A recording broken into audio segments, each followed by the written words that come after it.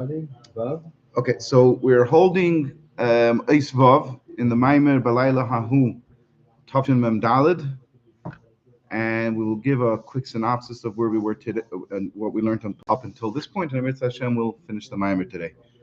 So Balaila Hahu, the words of the Megillah, that on that night the king Achashverosh couldn't sleep, and it says that you have to raise your voice. The Balkeda, when he's reading those words, should raise his voice.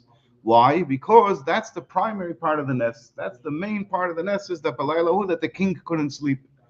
And the question begs itself: what's the big nest over here that the king couldn't sleep? It's explained in the Chassidus, and this is all based on the Frierdiker Rebbe's Maimer, which actually it says clearly in the second ha'ara on this Maimer. This was the first Maimer that the Frierdiker Rebbe said when he came to America. So it's interesting. This whole Maimer seems to be something that's very focused specifically on our times. We'll get to it hopefully later. But this is the first Maimer, the first American Maimer, if you will. The Frierdiker Rebbe said Mamar when he was in America already in 1929.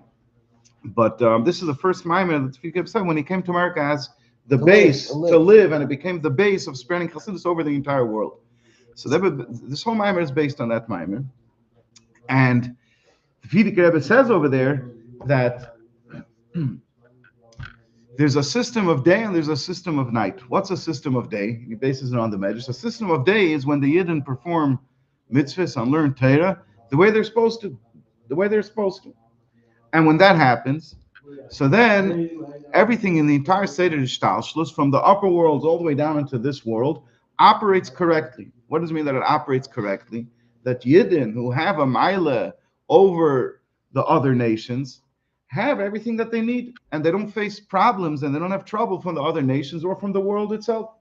And they have peace and they have health and life and everything that they need in order to be able to live properly and live like a Yid. That's a system of day. However, then you also have a system of sleep. Noded a shnas hamelech. You have the time of sleep, which is the time of Galus. A time of sleep means that the Yidden are not studying Torah the way they should be, at least, and they're not performing mitzvahs at least to the extent that they should be.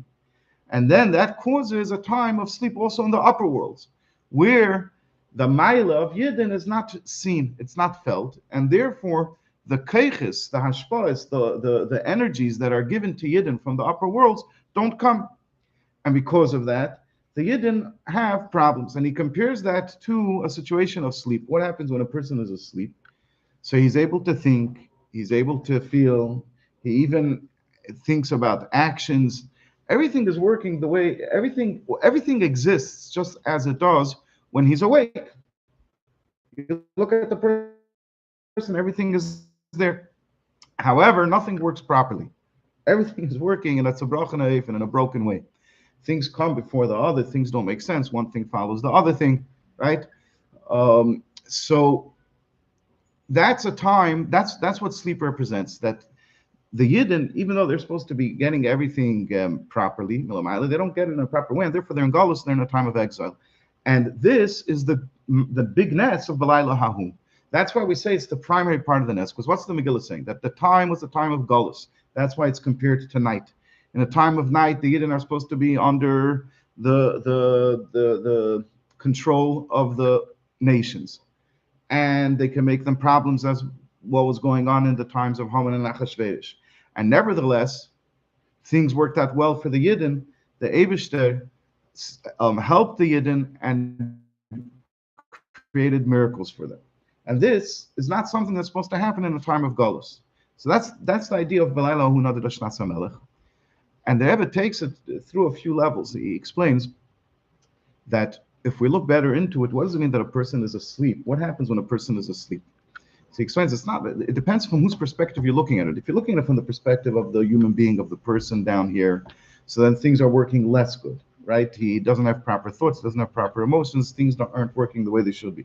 However, if you look at it from the perspective of the soul, when he's sleeping, everything is much better. Because when he's sleeping, he gets refreshed. And when he's sleeping, his capacity of thought and his capacity of emotions, they all go back to their source in the soul. Freshens up. Why does it freshen up? It's a result of the fact that they all go back to their place in the soul, right? The ability to think and the ability to feel, etc., doesn't come from the body. It comes from the soul. It's just that the soul embodies itself and encloses itself into the physical body. But that's not its natural place, and that's not where it comes from. So in a time of sleep, everything goes back to its original source. So from that perspective, from the perspective of the soul, the time of sleep is the best time. Because seichel, the capacity of thought, is at its highest level. It's not the way it is already lowered into a physical corporal body.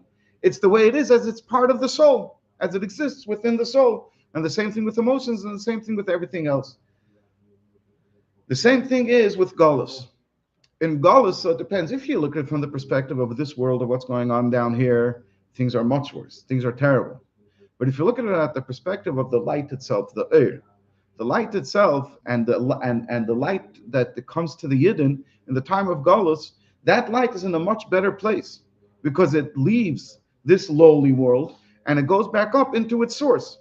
So now the light is in a much higher level than when it comes down into this world. So the light of the Yidden is much greater, and the source of the Yidden is much greater than it is in a time of Gullus, in regular times, in the times of the Beis Hamikdash. After in a time of Gullus, the light is in its highest level, the way of existence. There's explanation in that.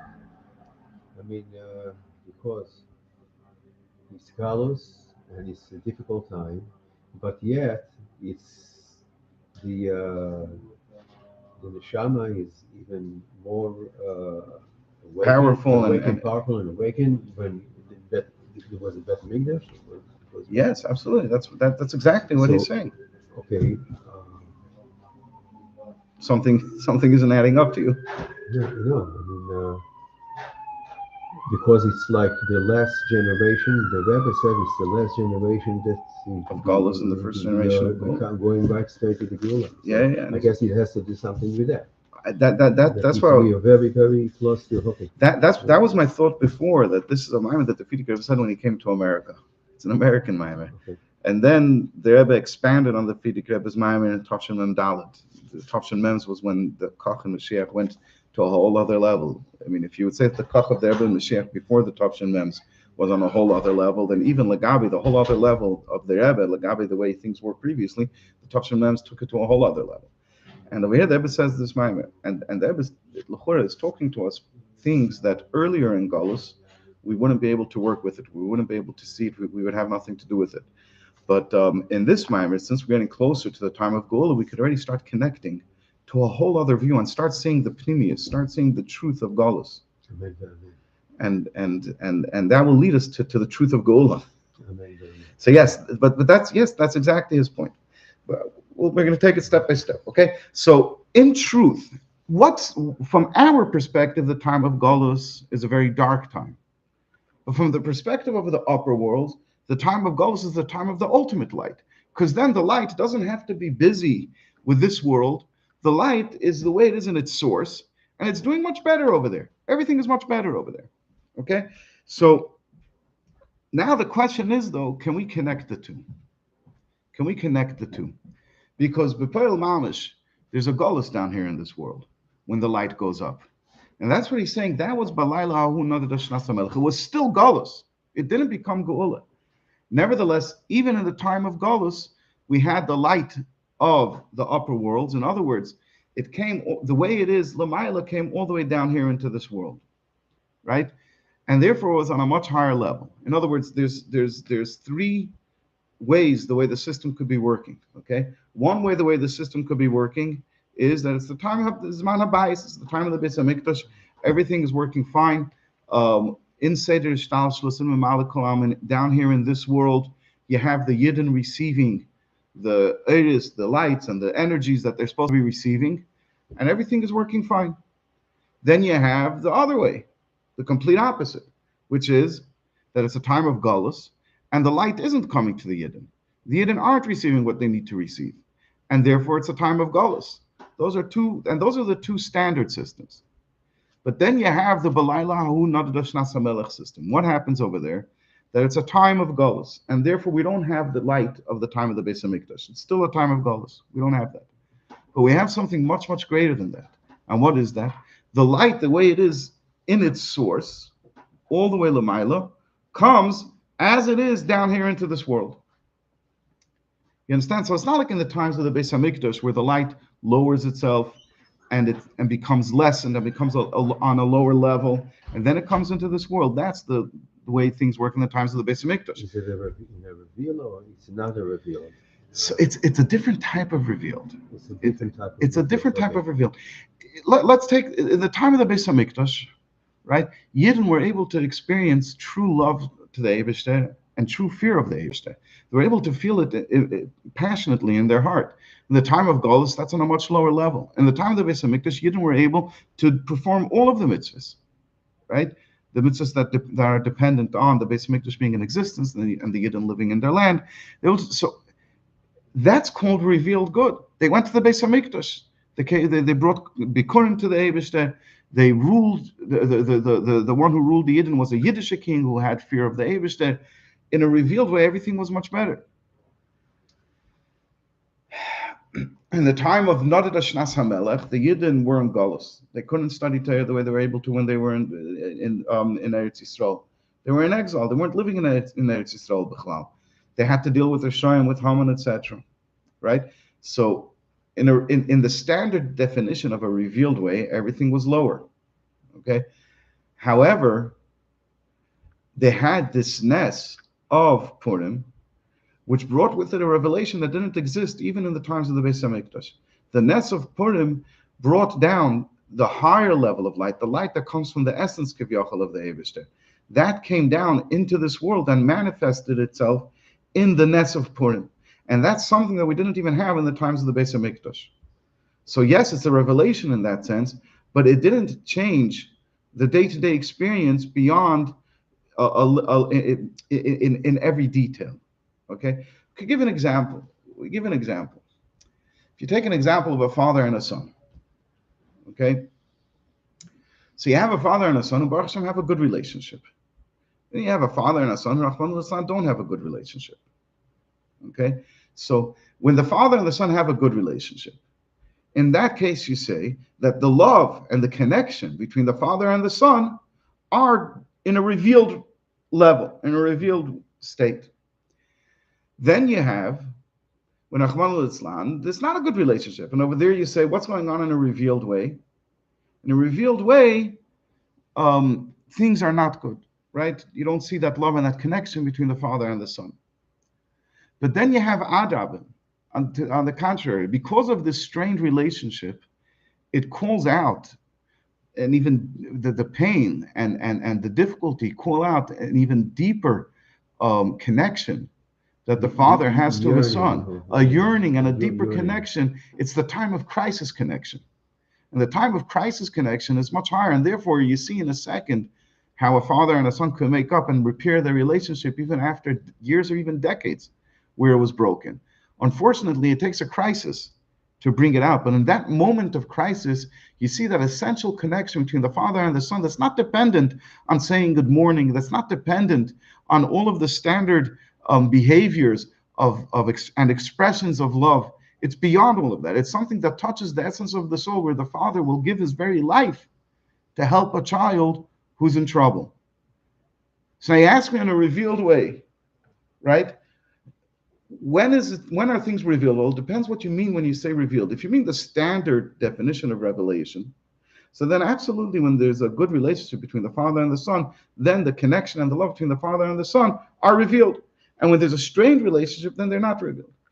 However, there's something that's not revealed in that standard relationship, which is the essential connection between the father and the son that cannot be broken regardless of the circumstances, that touches the father to his core and is more valuable to him than his own life.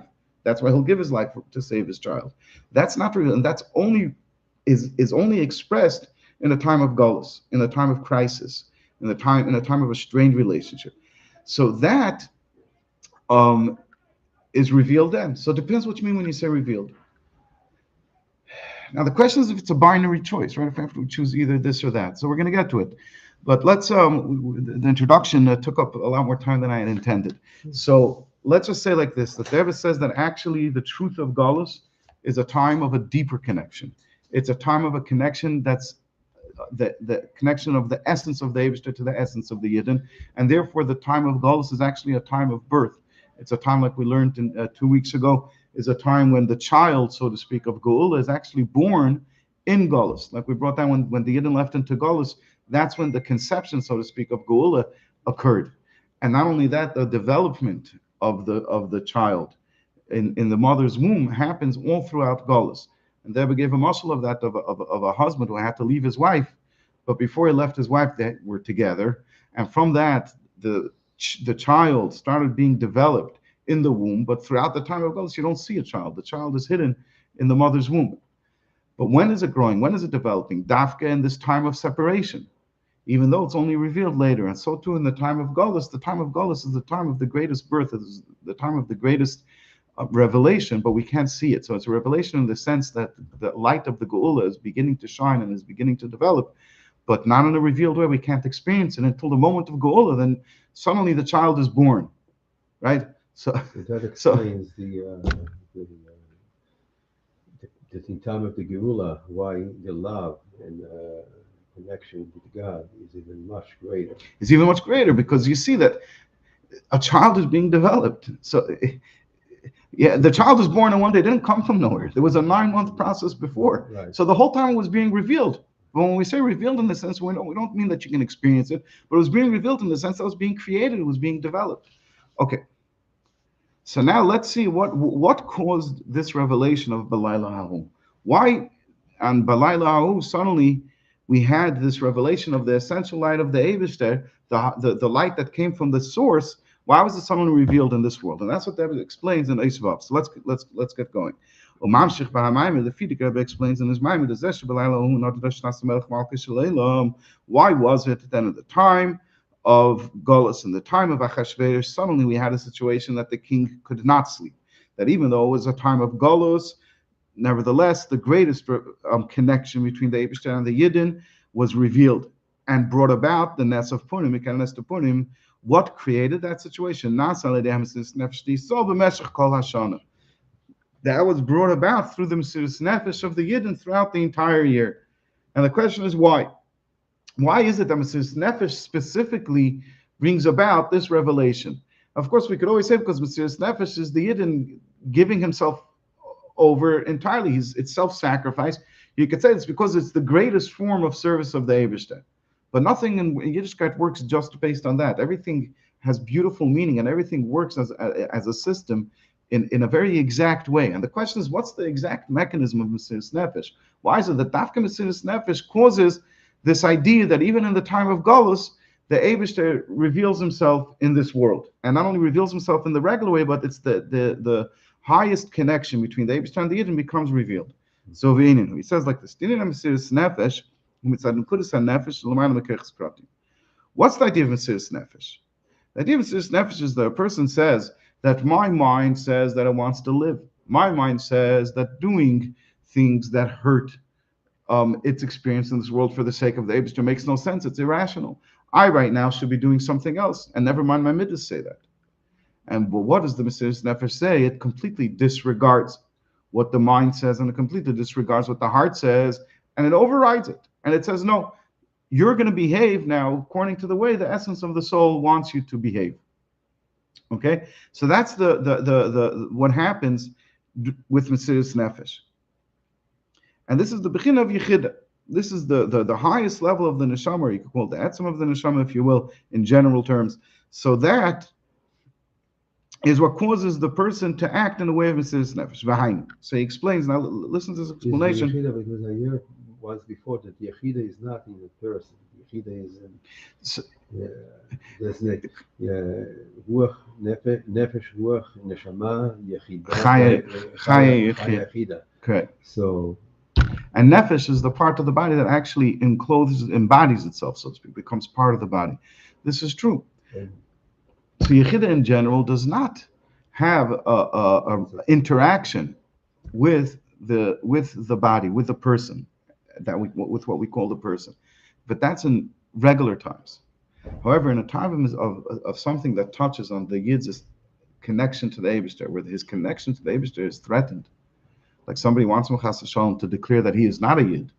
So at that time, now suddenly the Yechida takes over and suddenly reveals the truth that it's the Yechida that's the deepest truth of the person, that's his core, And not only that, it directs the way he behaves down here, and it overrides what the Seichel wants and what the Midas want. And that's his point. That's exactly his point over here. So let's see it inside.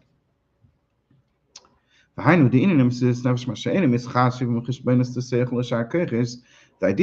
Nefesh, which is what? That the person does not take into account what the Seichel thinks and what his other Keches want, what his Midas want, etc. Who Shemailes HaKeches Shlelim Kenim B'Nefesh. So Mesiris Nefesh is that it elevates the Keches of Seichel and Midas, etc., to their source in the soul. Similar to the mechanism that happens when a person sleeps, that his keches go back to their source. Right? Recall earlier we said that what happens when a person is asleep? Why aren't things working well in his body? Because the keches left the body to a certain degree. They were elevated and they went back to their source. So he says in the time of Mesiris Nefesh, you also have this thing where the keches are elevated, so to speak, and they go back to their source, where now they're behaving the way they would behave when they are still included within the Yechidah. Seichel now behaves as if it behaves in the way that it behaves when it's a part of Yechidah, when it's merely something that's within Yechidah. So in both cases, you have the same mechanism, that the Seichel doesn't behave according to the way Seichel behaves when it's in a person down here, but rather it goes back up to its source. But what's the difference between them? Right? What's the difference between sleep? Sleep, we say, is not good, right? And sleep, the person is obviously not working at full capacity. He's working at his lowest capacity. Right. And sleep, we say, is comparable to the idea of Golus. Mesiris Nefesh, we say, is the complete opposite, is when the person is working on his highest capacity, his highest level. So, but we're saying that in both cases, the Seichel and the Midas behave the way they behave in the essence of the soul, in their source. So what's the difference between the two stories? What happens different in each of them? So he says this is an essential difference. When a person is asleep, we said the keches of the nefesh are elevated to their source. How do they become elevated to their source? It's because they leave the body, and they go up into the soul, the way the soul is, in a hidden way, without a relationship to the person down here. And that's why, what's the net result? The net result is that things work worse. We're worse off. What does it mean in Mesiris Nefesh that the keches go up to their source? It's the complete opposite. The deepest part of the soul is awakened and is revealed. And that's why the keches are elevated to it. Because now it revealed itself to the keches where they are and the way they are down here in this world. You understand?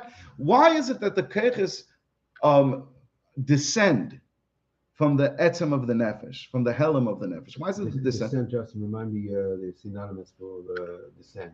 Descent, it's ascent. Huh? Not synonymous, or not synonymous. The antonym, ascent, going up. In other words, it describes okay, fine.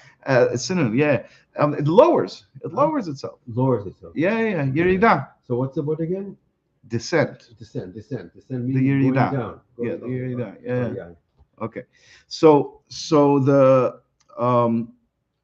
why is it that the keches of seichel and nefesh can't are descended? They went away, so to speak, from the essence of the soul. What do we mean with that? We mean with that is that they don't feel the essence of the soul. They're living apart from it. And he says that there's two ways to cause that the keches, that the seichel, the midas, etc., should not be apart from the essence of the soul. One way is that they leave the person. They go away. And that's what happens during sleep. And that's why the person as a human being now it can't function properly, because they left. And now they're busy, they're back in their source with the essence of the soul. But another way is that the essence of the soul reveals itself to the person. And when the essence of the soul reveals itself to the person, so now the seichel isn't in a state of yiridah, it's not in a state of descent, of being lower, because it's still connected, it still feels and experiences its essence and its source, because its source revealed itself down here in the human level, in the person level, so to speak, to the person living down here in this world. That's the mechanism of Mesiris Nefesh. So it's the complete opposite. I'll say it again. Hey, Adrab Ahelim Anefshi Bis Eidulus Bis Galus, the hidden parts of the soul, the deepest parts of the soul are awakened and are revealed. The Zepoil, and therefore it has an effect on the Keches Question and Sembim on the Seichel and on the Midas and on everything else, the way they find themselves in their place in the Be'evrei Haguf and the limbs of the body, that they should be bottled to the nefesh, they should follow, they should go in accordance with what the nefesh wants, and that and that the nefesh doesn't take their preferences into consideration. So that's what happens during a time of serious nefesh. So it's when the keches are at their highest level instead of when they're at their level, on their lowest level. Now we can understand the mechanics of things. Why during the why Mesiris Nefesh brought about that the state of sleep by the Eibishter L'mayla Kiviyachol should be transformed into a state of a nesef of the greatest revelation, because the pintele of the yid, because the deepest part of the soul shined in a revealed way. It revealed itself down here to the person and to his seichel and to his midas holidays. Then nasagam ken gam lamaila. So to lamaila, the same thing happens. The essential light, which is entirely higher than the system of ishtalshlus, of a revealed light, which in the time of galus, everything goes away from us and goes back up over there. Nevertheless, when through Mesiris Nefesh, Heir Begilui, it's that essential light shines in a revealed way down here, and therefore even down here everything works at the highest level. Okay, so what the person does with his own Mesiris Nefesh brings about that in the world the same thing should happen. He brings about that the essence of his soul should affect his behavior with his mind and with his body and with his actions. The essence of his soul affects that behavior in the best way possible. That brings about that the essence of the Eibishter, so to speak, or the essence of the lights of the Eibishter should also affect the way things are down here, Lamaila. They shouldn't be hidden anymore and disconnected from this world. Okay, and from here to and that's the main point of the Maimon. The next paragraph really goes into greater detail. It describes at greater length what we just finished describing. So we're going to do that one fast, and we'll take time with Zion a little bit more, and then we'll do the next one fast, for time due to time considerations. The humans of a pratis and we'll be able to understand this in greater detail.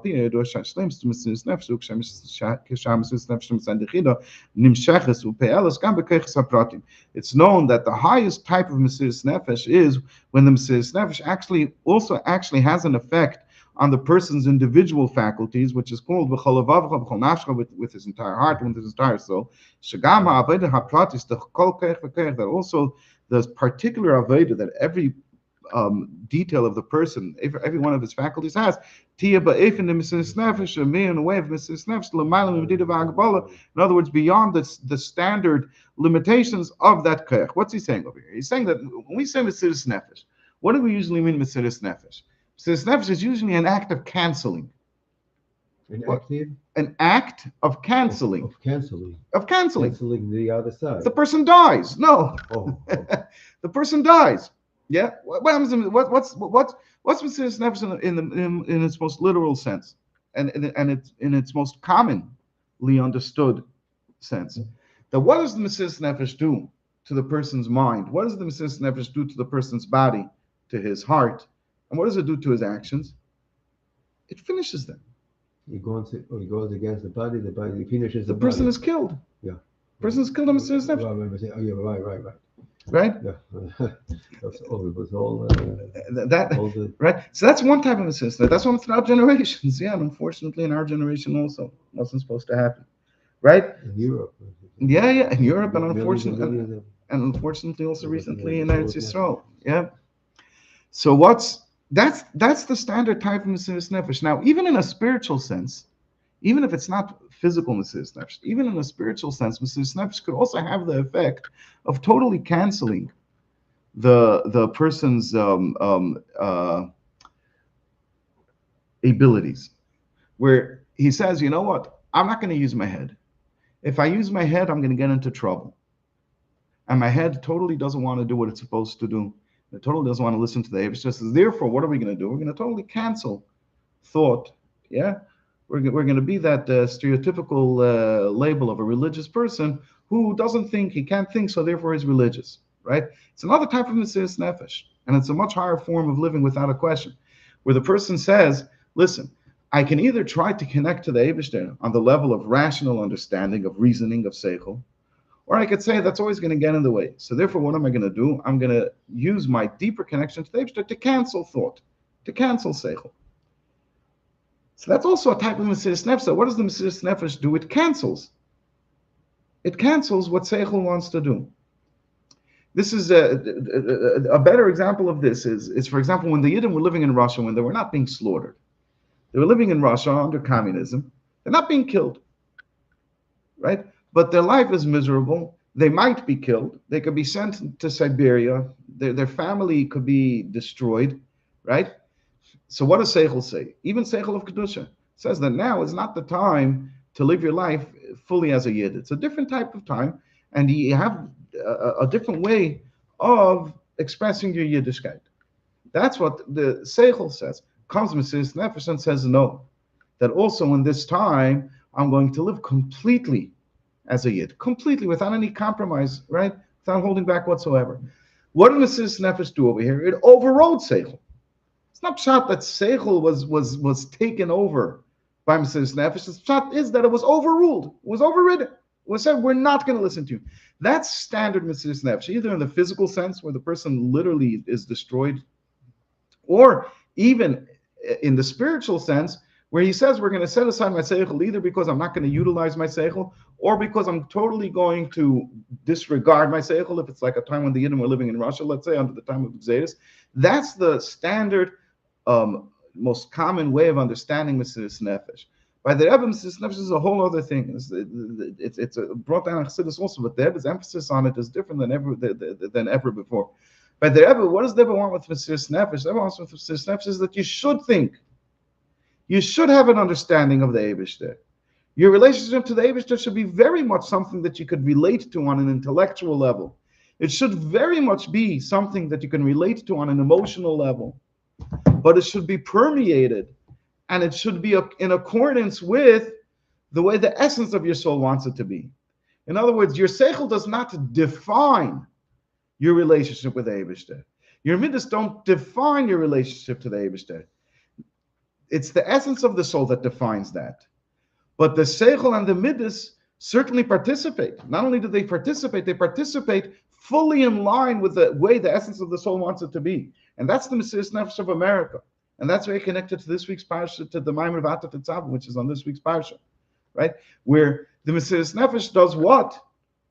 It affects the person's mind and the person's passion, his heart, that it should be fully active, but not define things. The essence of the soul defines it, and the seichel goes along and understands things and behaves the way the essence of the soul wants it to behave. And that's the highest level of Mesiras Nefesh. That's the highest level of Mesiras Nefesh. Okay? So, Mesiras Nefesh, so this is what happened actually in the time of Purim. That the Mesiras Nefesh were on the third line of the second paragraph that starts for Yuvin. In your print, it might not be the third line, but roundabout. The Mesiras Nefesh during Purim was with every single Yid had that Mesiras Nefesh. Minar v'adzokin taf and noshim, from the elderly to the children and to the women, which is in the lashon of the Megillah. Even the specific detailed aveda that every single Yid has within himself, which is expressed with idea of nar, of youth, and zaken, and elderly, taf, and children, and nashim, and women. In other words, all the different details of the ways that a person serves the Eibishter, with his seichel, with his midas, with his action, with his thought, etc. So Heisa Chadura B'Hatnua de Mesiras Nefesh was permeated with Mesiras Nefesh. You did it completely beyond your limitations, and you did it in an Eifon of Mesiras Nefesh. This is another understanding of what it says in the Maimon that the Mesiris Nefesh occurred over the course of the entire year. Throughout the entire year, you have all of the differences, the changes of seasons. Which is also expressed in the idea of an Esrig, which is connected to Esther, which is part of the story of Purim. Okay. And during every season, you have its own particular Aveda with its own particular Yomim Tevim, etc. And not only in larger units of time, such as seasons, but even within every single day, you have even more fine details and even more details. There's a detail specific Aveda that has to do with this day. That every single day has its Aveda. So this that the Megillah says that over the course of the entire year, the Yidden had Mesiris Nefesh for Yiddishkeit. The says there might be another understand. We can understand it in another way, and this is the Rebbe's way of understanding it in this Maimer. Also, all of these changes, in other words, not just the essence of the person's soul, but rather all of the various different details that are completely different from each other, like winter is different from summer. So also in his details, in his seichel, in his midas, in his internal senses, and in his internal faculties, we're in a eifin of Mesiris Nefesh beyond any of the limitations that usually accompany the internal keches of seichel and midas and of action. And that's why we needed to have a Mesiris Nefesh over the course of an entire year in order to bring about the ness of Nadadosh Nasmalka Shaleilam, that the Eivishter's essence was revealed down here in this world. Because through this, that the Mesiris Nefesh of the Yidden revealed itself and expressed itself. Also in his in particular faculties of the Keches Pnimim. So the same thing was done, was accomplished Lamaila, the light that's higher than Ishtalshlus, which is expressed with the idea of Nadadash Nasa Melech, Nimshach B'chinas Pnimiyus. So it came down in a pneumistic way down here into this world in an expressed fashion, and not only in the spiritual sense was revealed into this world, but rather the king said that they should bring the memories where the events of days are written. What does that mean? That this higher light that's higher than Hishtalshalos was brought down also into the Divrei Yamim, which expresses the idea of Shenish Hazman. It was brought down into time. In other words, down here into this physical world. What about Maimon? To the degree that it was also brought down into the lowest parts of this physical world by the Goyim also. That in Shushan, literally, which is the Goyish capital.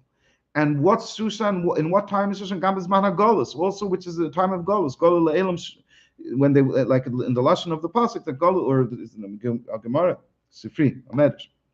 That Golul Elam, even in a time of Golus, which Elam is Shushan, Shechina Imam, the Shechina was with the Yidden even in the time of Golus. So that's what the Mesiris Nefesh brings about. When we act, when we behave in a way of Mesiris Nefesh, so we bring about a greater revelation than even existed in the times of the Beis HaMikdash. And that's a key difference in how we approach the Aveda in the time of Golus, like the Rebbe is going to say in the next Ace in Zion. In other words, you can either say that the time of Golus is a time of Mesiris Nefesh. Why is it a time of Mesiris Nefesh? Because we're constantly in trouble, because we have nothing else going for us, and because we're constantly under threat. That's the flavor, that's the feeling of Golus. Or you could say, no, the time of Golus is the time of Mesiris Nefesh. It's the time of the deepest connection to the Eibishter. It's the time when we're not limited to serving the Eibishter only with the rational, with reason, and with emotion. It's a time when we could serve the Eibishter at the level of the essence of our soul through an essential connection to the Eibishter. And we integrate that into our daily life. So let's see. Just like it was in the time of Golus when the Yidden were in Shushan and the times of the Megillah, so too in every single Golus, including, of course, our Golus.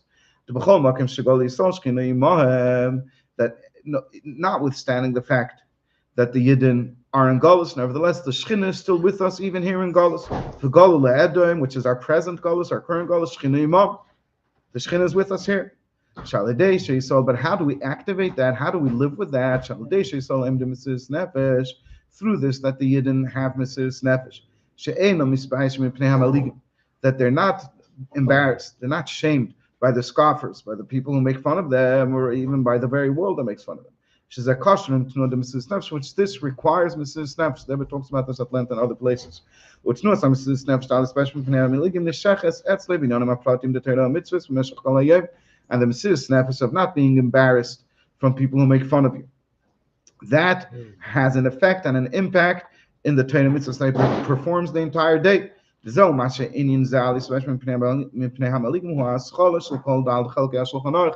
this is why is actually the beginning of all four parts of the Shulchan Aruch.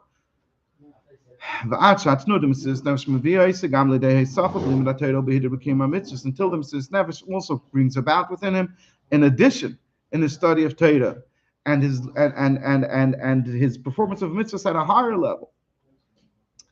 What they were saying is like this.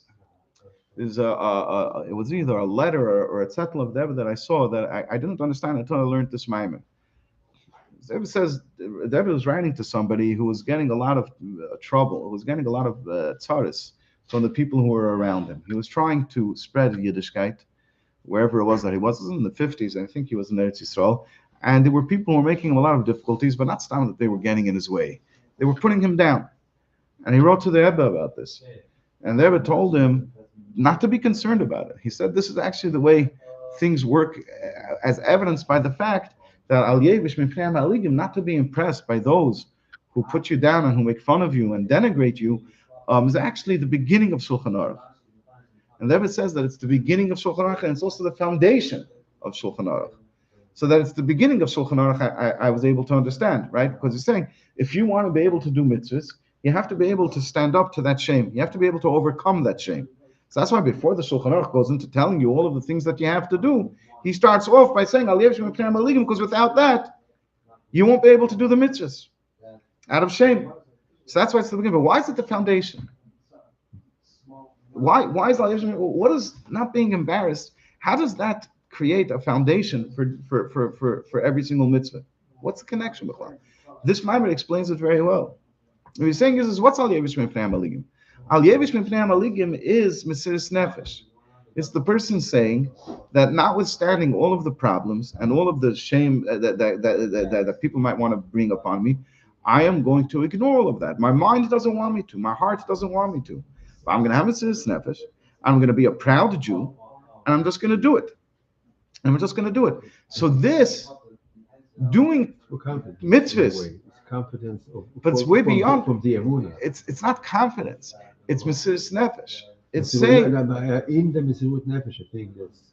Hold on 1 second. What it's saying is like this: that my mind tells me don't do it because I'm ashamed to be a yid. I'm ashamed to live like a yid. Maybe us living over here in a community like this, we don't experience it as much. But trust me, if David says that it's that we have to deal with it, we have to deal with it also within every one of us and amongst our own circle of acquaintances. But all the kids who came here over this past weekend, look at the Mesiris Nefesh that they have. In their high school, some of them are in high schools where you have 4 yidden. Literally 4 yidden in a high school of 4,000. And that kid is proud of his Yiddishkeit. And boy, oh boy, does he have to face Maligim. Boy, oh boy, does he have to face people who denigrate him for being a Yid. And what does this kid say? Who's B'chlal not from, in our definition of from. What does he say? He says that I'm going to ignore what my mind tells me, that I'll be more popular and I'll be better liked and I'll be invited to more things and I'll be part of more activities. He completely ignores that. And he says, instead, I'm going to do what my soul tells me I must do, which is live proudly as a Yid. So that's Mesiris Nefesh. And that's why it's the foundation of all of the mitzvahs. Because all of the mitzvahs have to be performed with Mesiris Nefesh, in the sense that don't do the mitzvah only as much as your mind wants you to do the mitzvah. Don't do the mitzvah only as much as your heart tells you it's good to do. No, do the Mesiris Nefesh the way, do the mitzvah the way Mesiris Nefesh tells you to, the way the essence of your soul tells you to. That's the way you're supposed to do mitzvahs. And that's why it's the foundation of Shulchan Aruch. It's the foundation of every single mitzvah. Because every mitzvah has to be done with the essence of the soul. beyond what your mind tells you and beyond what your heart tells you. Clear? Yeah, yeah. Okay. So, and that's what it also brings to an addition in Torah mitzvahs, because when you do mitzvahs with Mesiris Nefesh, and when you learn Torah with Mesiris Nefesh, it's not only that it preserves the existing Torah and it preserves the existing mitzvahs, that they should not be disturbed, but rather the essence of the soul does every mitzvah and learns Torah beyond the limitations of ordinary learning of Torah and of ordinary performance of mitzvahs. As it says, until that the addition in Torah mitzvahs is beyond any measure. Since it comes from Mesiris Nefesh, until to the degree that you could recognize that this person's study of Torah and this person's performance of mitzvahs is a whole other story. It's a story of Mesiris Nefesh. And certainly it brings to him a fear of the Eibishter and even a love to the Eibishter.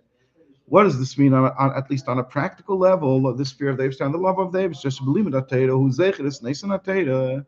That he learns Torah without forgetting, he remembers the giver of the Torah. And when he performs mitzvahs, he feels that he's now doing the Eibishter's mitzvah. He never forgets that. He gets the message of Asher Kedushan Mitzvah Tzivanu, which is a kumavur Baruch B'Dusha Adonai Mitzvah, like the Mitzvah explains at length. Every single mitzvah, even though each mitzvah has its own purpose and its own reason and its own understanding, there has to be this general part of all the mitzvahs, which is what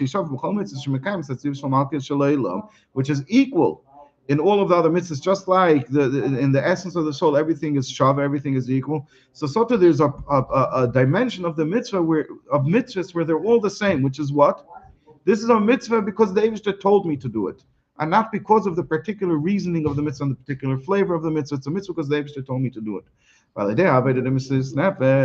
And through such a type of Aveda that we do in the time of Galus, and certainly when the Mesiris Nefesh is a type of Mesiris Nefesh that it actually affects the detailed parts of the person that he does, though his mind is transformed and his heart is transformed and his performance of Torah mitzvahs is transformed. Right. So through this he brings about the cessation of sleep. The Eibishter, so to speak, is no longer sleeping. That the light that's higher than Ishtalshalos is drawn down, and it's drawn down not only in a spiritual sense, but rather it also is brought down into time. The Hazman down into the realm of time, which is in other words already closer to this physical world, to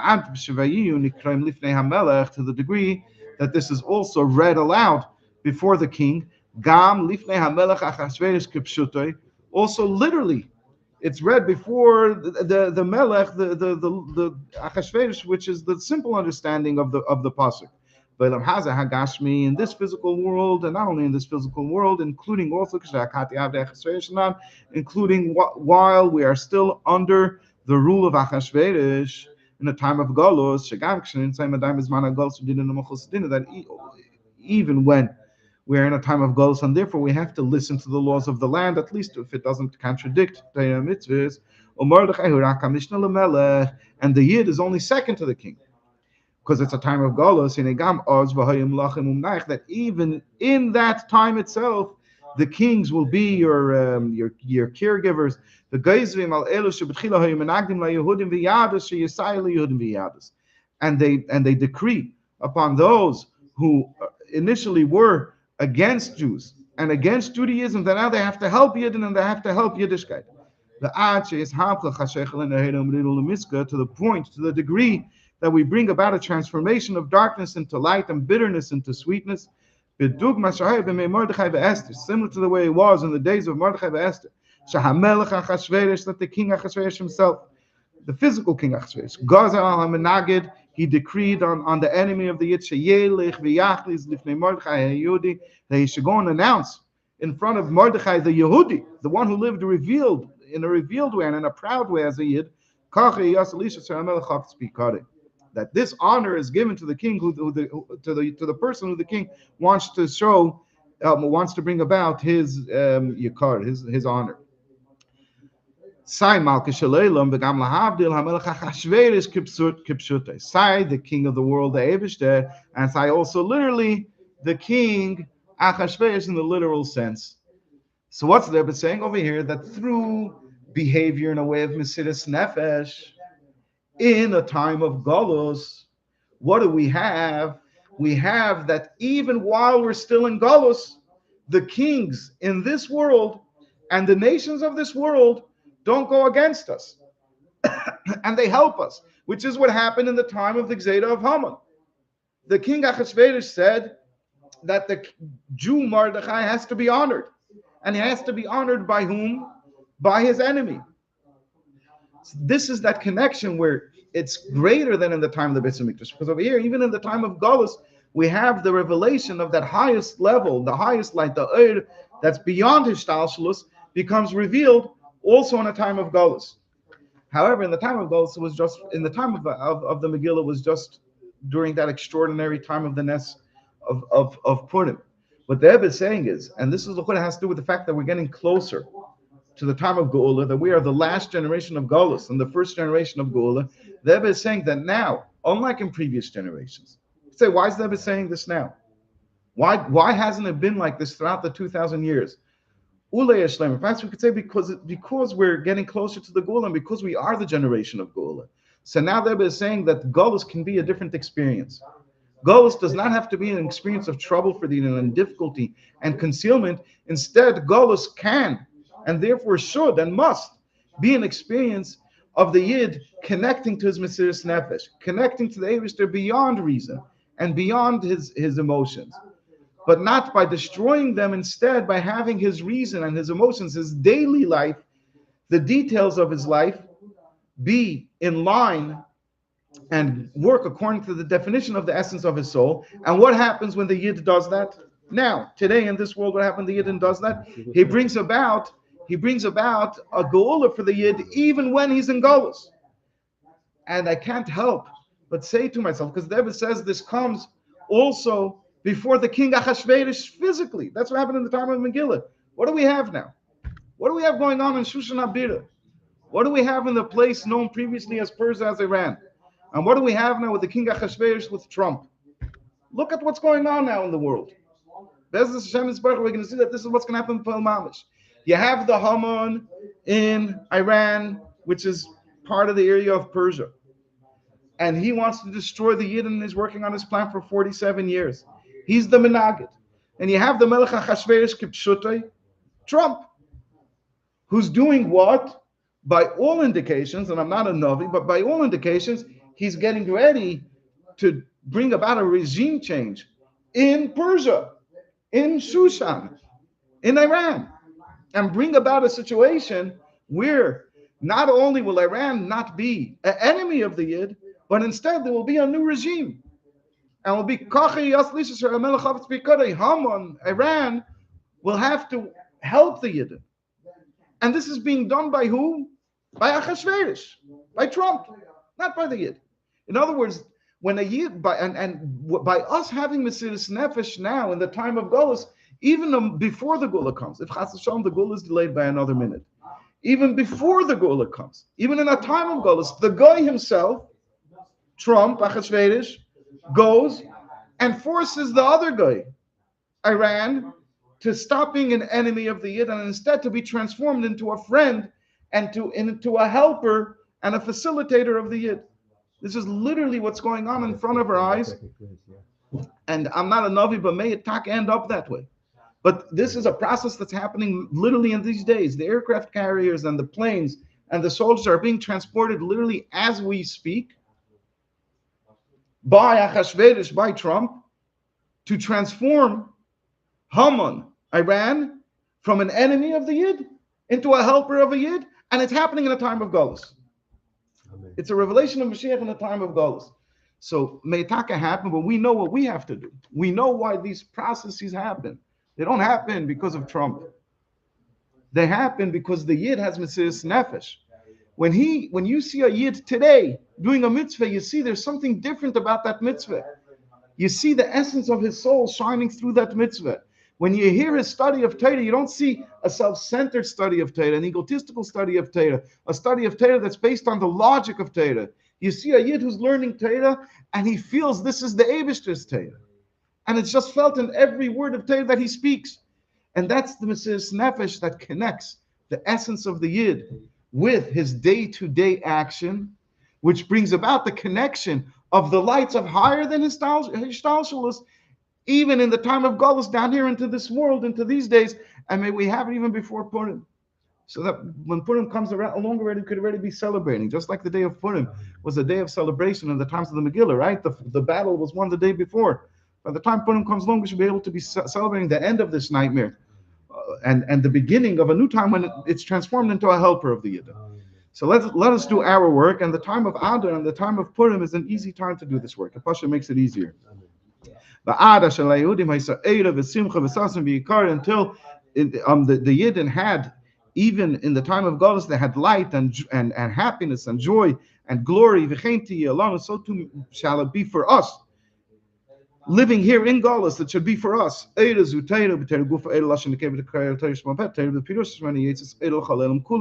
Torah from which light emanates out towards throughout the entire world. We should have a yomtiv in the time of Galus. The Hukshakala Torah Kula Tefillin. That this idea of tefillin, the Kail Gam Tefillin, the Mari Amen, includes in also the Eibishter's tefillin, which in the Eibishter's tefillin, what does it say? That the Maila of the Yidden, as they are a Goyechad Ba'aretz, that even the Yid, the way he is in a time of Eretz, in a place of Eretz, in a time of Golus, you could see his Maila, that he's a Echad, that he's connected to the Eibishter. That's the idea of tefillin of the Eibishter. That you can see in a revealed way the greatness of a Yid. And this happens in the time of Golus. It's not a Dashnas HaMelech. It's a time when it should have been a time of trouble for the Yid, but nevertheless, it's not the sleep leaves the king. It doesn't, sleep is supposed to be here, but for some reason, it leaves. And that reason is the reason of the Nefesh of the Yid in his day-to-day life. From one gula, we should come to another gula.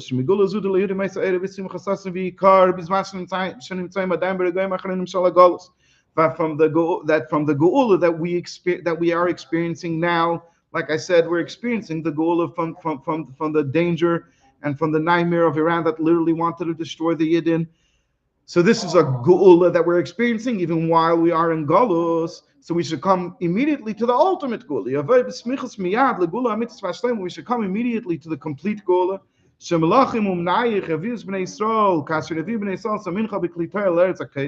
That the kings of the world will help us, and along as we are coming to the Eibishter, as we are coming to the Gula Mitzvah Shlema, and bringing to the Eibishter Kabbalah Mincha in a pure vessel to Eretz Yisrael.